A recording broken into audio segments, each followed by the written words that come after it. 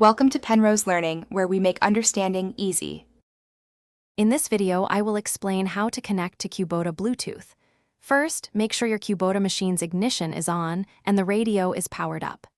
Next, activate Bluetooth on your mobile device through its settings.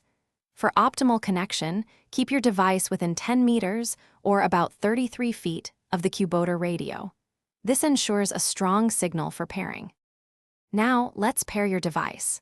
On the Kubota radio, press the mode button repeatedly until BT audio is shown on the display. Then, navigate through the radio's menu using the control knob and select pairing.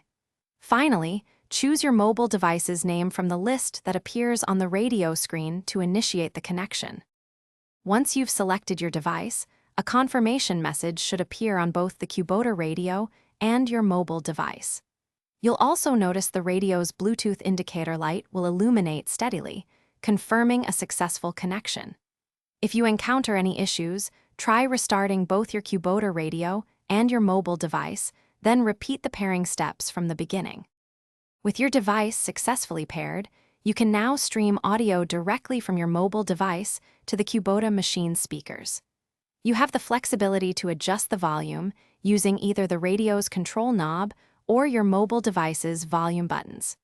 To disconnect, simply turn off Bluetooth on your mobile device or power down the Kubota radio.